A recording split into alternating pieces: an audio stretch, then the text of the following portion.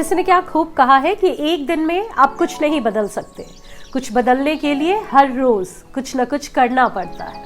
तो कहते हैं कि हमारी लाइफ वो नहीं होती जो हम चाहते हैं, बल्कि हमारी लाइफ वो होती है जो हम सोचते हैं, जो हम खुद से बोलते हैं, और वही सारे पॉजिटिव वर्ड्स हमारी लाइफ में एक पॉजिटिव इम्पैक्ट क्रिएट करते हैं, जिसकी वजह से हम लाइफ में आगे बढ़ पाते हैं। तो ये वीडियो बहुत ही इंपॉर्टेंट है, क्योंकि इस वीडियो में रिच डेविस, इस ऑथर की आपने एक बुक पढ़ी होगी 10 positive phrases for positive people, उसी के 5 ऐसे फ्रेजेस के बारे में मैं बात करूंगी जो बहुत ही ज्यादा इम्पैक्टफुल है, जिसे प्रैक्टिस में लाकर आप अपनी लाइफ में या अपने आसपास लोगों की लाइफ में एक बहुत पॉजिटिव चेंज ला सकते हो। सबसे पहला फ्रेज है जिसमें आपको ये कहना है कि आई एम रॉन्ग, और ये बहुत ही पावरफुल है। आप खुद सोचो, अपनी गलती को एक्सेप्ट करना कितनी बड़ी बात है। हम में से मैक्सिमम लोग अपनी गलतियों को एक्सेप्ट नहीं करते, ये जानते हुए कि हम कहीं पे गलत होते हैं। और जब तक आप अपनी गलतियों को एक्सेप्ट नहीं करोगे, तब तक उसे आप सुधार नहीं पाओगे। आप उसमें चेंजेस नहीं ला पाओगे। अपनी गलतियों को जो इंसान एक्सेप्ट करता है, वही लाइफ में आगे बढ़ पाता है। तो जब भी आपको लगे कि आप गलत हो, अपनी गलतियों को एक्सेप्ट कर लो कि मैं गलत हूं, आई एम रॉन्ग। आप सही कह रहे हो, उस जगह पे मैं गलत हूं और मैं ये गलती दोबारा नहीं करूंगा। सेकेंड पॉइंट है आई एम सॉरी। तो जब आप अपनी गलती एक्सेप्ट कर रहे हो, तो उसके साथ सॉरी ऐड करना भी मत भूलो।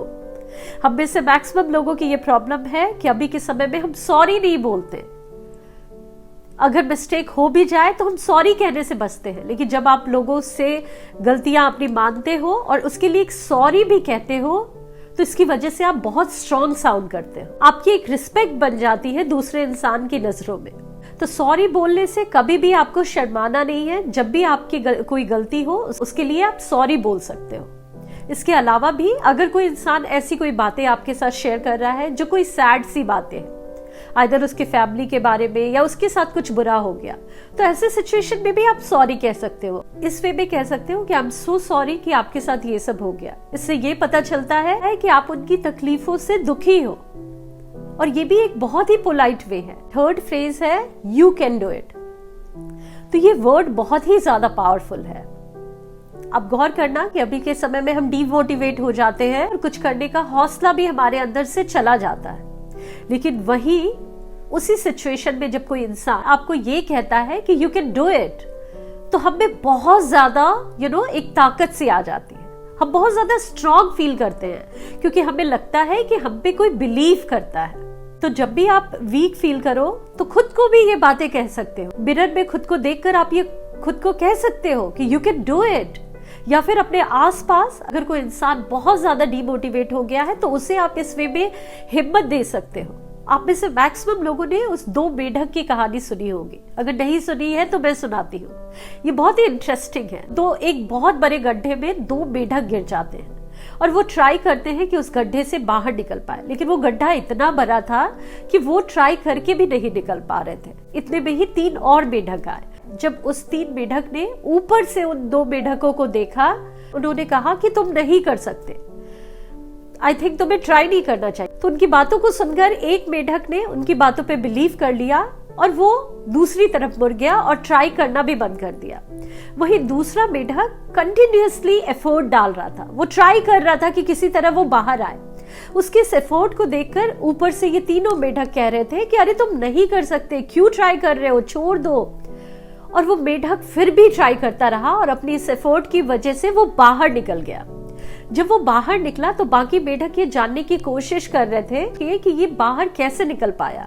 तो उन्हें पता चला कि वो बहरा था, और शायद इसलिए उसने ये बातें ही नहीं सुनी कि तुम ये नहीं कर सकते, बल्कि उन्हें देखकर वो ये सोच रहा था कि शायद वो और ज्यादा उन्हें इनकरेज कर रहे हैं कि और कोशिश करो, तुम कर सकते हो, यू कैन डू इट। और इसलिए वो मेढक बाहर आ पाया।